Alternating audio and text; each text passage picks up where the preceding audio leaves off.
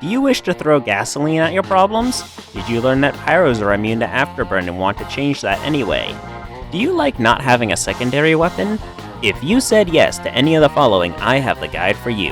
How Yinz doing? I'm Ian, and this is my TF2 How to Killstreak series, where we look at the best and worst TF2 has to offer and I show you how to get a killstreak with it, because everything is a bad idea until it works.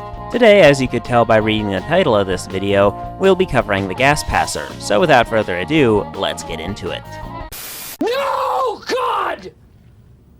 No, God, please, no! No! No! No! The gas passer was added back in the Jungle Inferno update as part of the contract system, and can still be acquired for free through this system like all weapons that were added in that update. As for what it does, you sacrifice your secondary weapon for a can of gasoline that, when thrown, creates a green cloud of gas that makes players who touch it drip green with not at all green fossil fuels. This cloud can be used to hunt down spies similar to Drench or Mad Milk, but even better since the cloud lingers after initial impact, making this particularly useful for spy checking when using the Dragon's Fury, since the Dragon's Fury's single target burst damage is rather ill-advised for spy checking as opposed to the set it and forget it spraying of the other flamethrowers. Sadly, however, those who are dripping green with this debuff don't count as wet for some reason, and therefore the guaranteed crits of the Neon Annihilator will not be granted to you through this. You can, however, extinguish your teammates with this can of gasoline, however. What? What the fuck? But if I can't combo it with the Neon Annihilator, what can I do with it, I hear you ask? Well, while players are dripping green due to this weapon's debuff, any damage they receive from your team, or yourself even, will cause them to immediately burst into flames, meaning that Heal Long Heat or Heavy is going to love you when you use this on the enemy team. And that's it, there's no other benefits to using this weapon whatsoever, and once you throw it, you must wait for it to recharge before you can toss it again. Thankfully, unlike the Drench or Mad Milk, dealing damage to players helps recharge this weapon faster, meaning if you throw this thing down on the enemy team and your team is able to make use of its debuff, causing enemies to die of afterburn, you'll end up getting a recharge much faster. Unfortunately, to offset this benefit, it takes significantly longer than a Drench or Mad Milk to recharge to full. How long does it take to recharge, you ask? Well, assuming you don't do any damage to anyone whatsoever, exactly 1 minute. And no, you cannot use spawn cabinets to recharge your meter whatsoever, as this weapon is unaffected by spawn cabinets for some odd reason. Okay then, how much damage do I need to deal to refresh it then, I hear the optimistic of you ask? 750 damage. This means you can kill 2 heavies at full health by yourself and still not get this thing fully recharged. And remember, this thing takes up your secondary slot, so you can't just sit back and relax with the flare guns or your shotguns to deal damage from a safe distance. And when you consider how the pyro's primary weapon is a flamethrower that already sets people on fire, you'll quickly realize that you yourself will pretty much never be able to get use out of the gas passer unless you go for melee kills or are fighting other pyros, since pyros affected by the gas passer's debuff can be set on fire and inflicted with afterburn. Oh, and remember, the afterburn damage this thing applies is only 80 points of afterburn per player affected by it, assuming of course someone on your team actually hits them and sets them on fire, and they don't die of afterburn before they take the full 80 points of afterburn damage, and assuming of course they can't just extinguish the fire themselves somehow through a health pack, medic, Drench, Mad Milk, or some other means.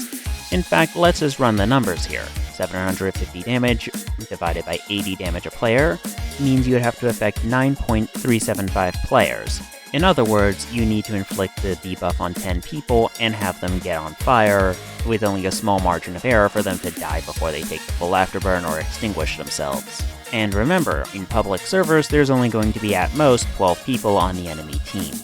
Or, and hear me out on this, you could just use any flare gun, spam it down choke points you know the enemy team is going to be going down, and then end up not being completely screwed whenever someone is able to shoot at you from outside of your flamethrower's range. There's a reason no one uses this weapon. Speaking of flamethrowers, let's go over your primaries and other weapon synergies alongside the gas passer. When it comes to primaries to use alongside the gas passer, only 3 stand out: the Backburner, the Dragon's Fury, and the Flog. The guaranteed crits from behind on the Backburner makes it so that you can recharge the gas passer much faster, assuming you can get behind enemies, which requires you to have some good flank routes at your disposal. And remember, the gas passer takes up your secondary weapon slot, so if you're trying to go for flanks with the back burner this way, you won't have access to the thermal thruster to jetpack your way to safety, nor will flare jumping be an option for you either. The Flog can be an interesting choice for players since, once players are ignited with the gasoline, it will actually charge the oomph meter, meaning the gas passer can be used to help build up your crits with the Flog. Just remember that the oomph meter is lost upon your death, unlike the gas passer, which will remain at whatever percentage it was at when you died. Because of this, if you ever find that the Flog is fully charged up with the oomph meter and you're about to die, just go for it. Even if you're just going to die immediately after, it's better to try to taunt while invincible and hope to God something comes in to save you than to just lose it right then and there. The Dragon's Fury, on the other hand, probably has the best synergy with the Gas Passer in that it has any actually intended synergy at all, in that the Gas Passer can compensate for the Dragon's Fury's inability to reliably spy check in comparison to the other flamethrowers, whilst the Dragon's Fury's insane burst damage on lone targets can allow you to recharge the Gas Passer far faster than you would with most of your other primaries. The one primary I advise against using alongside the Gas Passer, however, is the Degreaser. This is because the Degreaser trades overall damage for an increased ability to switch between your weapons.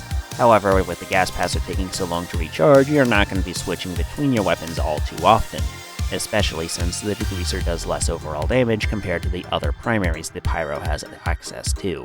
In fact, the only weapon that has even worse synergy with the Gas Passer than the Degreaser is the Sharpened Volcano Fragment. I don't think I really need to explain why this weapon doesn't have very good synergy alongside the Gas Passer, but I will anyway. A melee weapon that sets people on fire and a secondary that lets you set people on fire with weapons that otherwise wouldn't be able to let you set people on fire? Yeah, kind of redundant.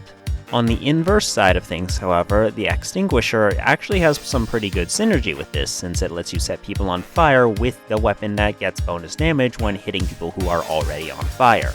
As a result, I recommend using the Extinguisher whenever you use the Gas Passer due to the obvious synergy here.